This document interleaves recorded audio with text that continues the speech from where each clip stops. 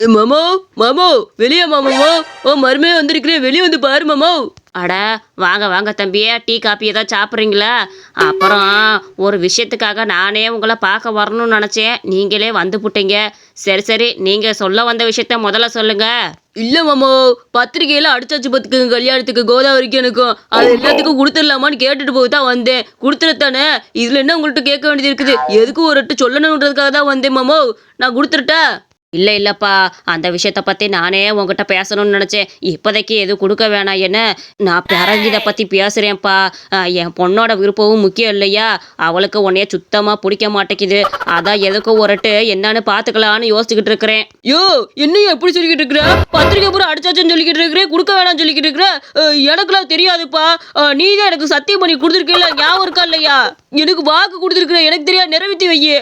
யாப்பா, வாக்கை விட வாழ்க்கை முக்கியம் இல்லையாப்பா? கொஞ்சம் யோசிச்சு சொல்கிறேன். இப்போதைக்கு போப்பா, இன்னொரு நாள் சொல்கிறேன் போ.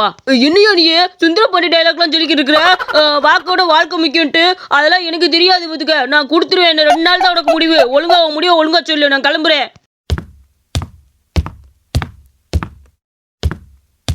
எப்பா, ஏன் சந்தோஷத்துக்காக தானே அந்த ஆளு பத்திரிக்கை கொடுக்க வேணாம்னு சொன்னேன். எப்பா, உன்னை நினைச்சா எனக்கு ரொம்ப சந்தோஷமா இருக்கு, பெருமையா இருக்குப்பா. உண்மையிலேயே ஆசைக்கு ஒத்து போயிட்டேன் நீ. ஆமா கோதாவரி, நானும் எத்தனை நாளைக்கு தான் உனக்கு தடை போட்டு வைக்க முடியும் சொல்லு? உனக்கு பிடிச்சவன் கூட தான் நீ வாழணும்னு ஆசைப்படுற. அவன் உன்னைய ஒழுங்கா பார்த்துக்கிட்டா சரி. சரி, நம்ம அவன் வீட்டுக்கு கிளம்புவோம். கல்யாணத்தை பத்தி ஏதாவது பேசுவோம். என்ன அப்போ? அப்பாப்பா, ரொம்ப ரொம்ப நன்றிப்பா. இதை நான் என் வாழ்க்கையில என்னைக்கு மறக்க மாட்டேன். என் அப்பா இப்பதான் எனக்கு பிடிச்ச மாதிரி இருக்காரு. இப்பவே ஃபோன் போட்டு சொல்றேன். ஐயோ மாமா, இந்த விஷயத்தை கிட்ட நீ ரொம்ப சந்தோஷப்பட போற. இனிமேல் நம்ம வாழ்க்கையில யாராலையும் நம்மள பிரிக்கவே முடியாது. இப்பவே எனக்கு ஃபோன் போட்டு உன் வீட்டுக்கு வர போறேன் பார்த்துக்கோ. ஐயோ, எனக்கு ரொம்ப சந்தோஷமா இருக்கே.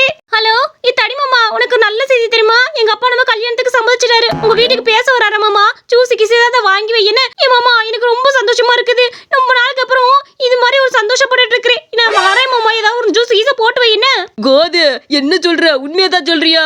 அது கிளைய ஒத்துக்கிட்டானா? அட, ரொம்ப சந்தோஷமா இருக்குது. அந்த கிழட்டு பையன் என்னென்ன பண்ணிருக்கிறியா? இனிமேல் நம்ம வாழ்க்கைக்கு ஒரு மோச்சம் கிடைச்சிருச்சு. நான் இப்பவே ஏதாவது ஜூஸ் போட்டு வைக்கிறேன். கோது, சீக்கிரம் வீட்டுக்கு வா. என்ன, சீக்கிரம் கல்யாணத்தை பேசி முடிச்சு விடுவான். ஐயோ, நான் யார்கிட்ட சொல்லுவேன், எப்படி சொல்லுவேன்? கருவாயிட்ட சொல்லணுமே. சொல்லிவிட்டு அவன்கிட்ட ஜூஸ் ஏதாவது வாங்கிட்டு வர சொல்லணும். கடவுளே ஈஸ்வரா, எனக்கு ஒரு நல்ல வழியை காட்டிட்டப்பா.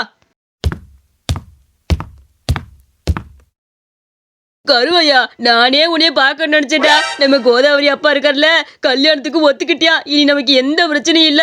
எனக்கு நினைக்கும் போதே சந்தோஷமா இருக்குடா. எனக்கு குமுத்தான் இருக்கு தெரியுமா? அட, ரொம்ப நல்ல விஷயனே.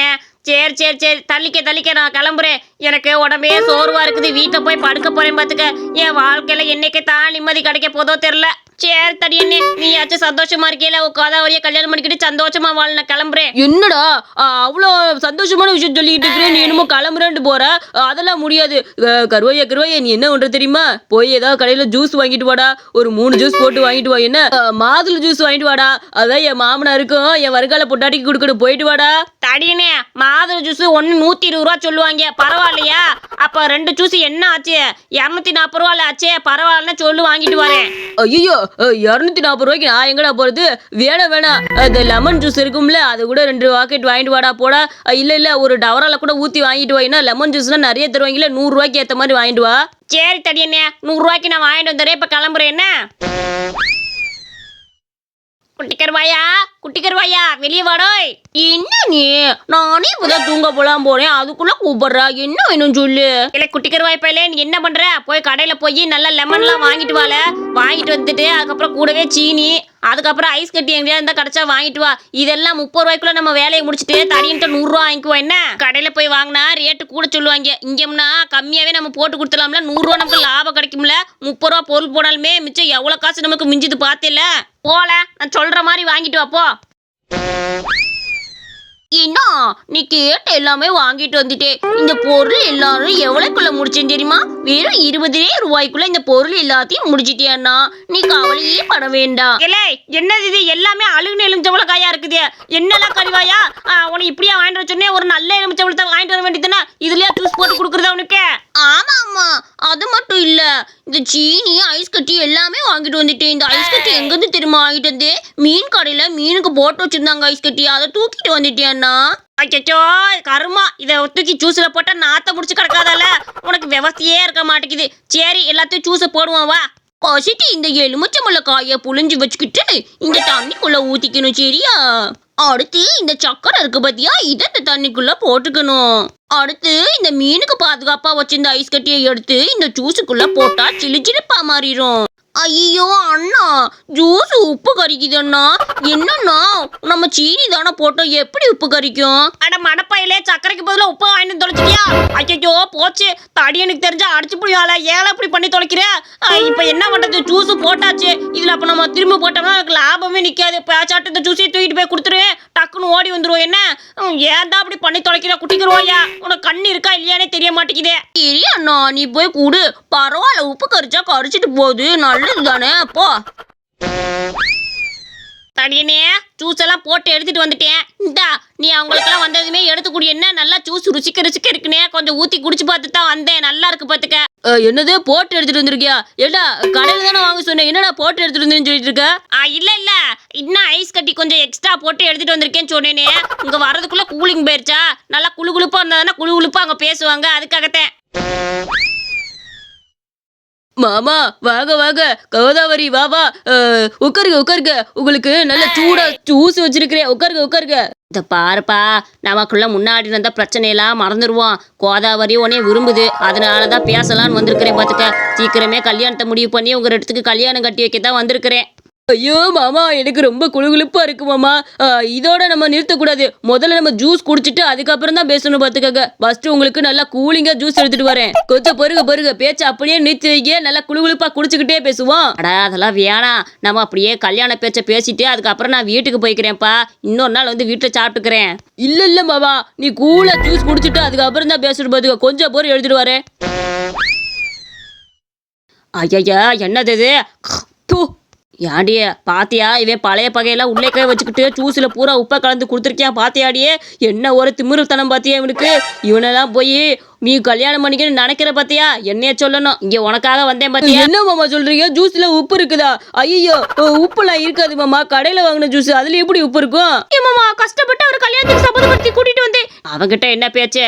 அவன் தான் பழைய பகை எதுவும் மறக்கல, அதனாலதான் ஜூஸ்ல உப்பை கலந்து கொடுத்துருக்கிறியான். இவன்டா இனிமேலாம் எதுவுமே பேசக்கூடாது, பேசாட்டி நடடி வீட்டுக்கு.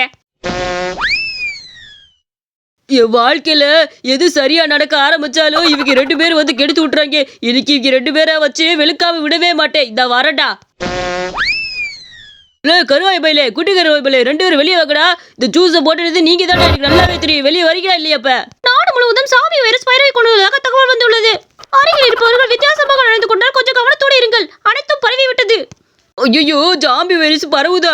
அது கடவுளே, என்னது இது சோதனை? ஐயோ அது வந்தா வெறி பிடிச்ச மாதிரி கடிச்சு வச்சு விடுவாங்களே. நான் என்ன பண்ணுவேன், யார்கிட்ட சொல்லுவேன்? பயமா கிடக்குது, முதல் தடுத்து விட்டு நகர்த்து போக்கணும், ஏதாவது வந்துட போகுது.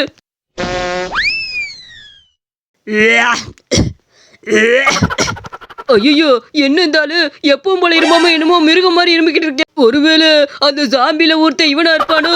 ஐயோ நம்மளதான் பாக்குறான், பெசாட்டிங்க ஓடி போயிடணுப்பா.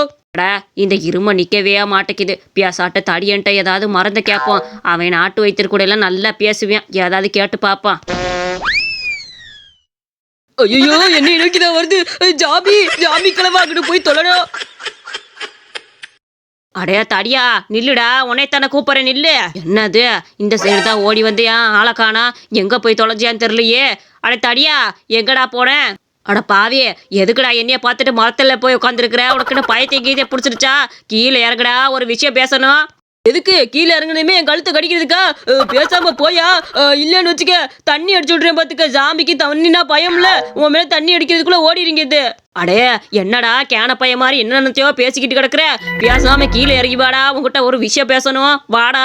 தடியண்ணே என்னண்ணே குரங்கு மாதிரி மரத்துல ஏறி உட்காந்துருக்குறா? பைத்தியம் கீத்தே முடிச்சிருச்சா? கீழே இறங்கும் போத உன் வெயிட் தாங்காம அந்த மரம் எது சாஞ்சிர போது இறங்குனே. அடே லூசு பையிலே, ஆக்குறது கிளம்புக்கடா. அந்த கிளம்பி ஜாம்பி உங்களை கடிச்சு வச்சு பிடிவியா? கடிச்சு வச்சா நீங்களும் அந்த மாதிரியே மாறிடுவீங்கடா.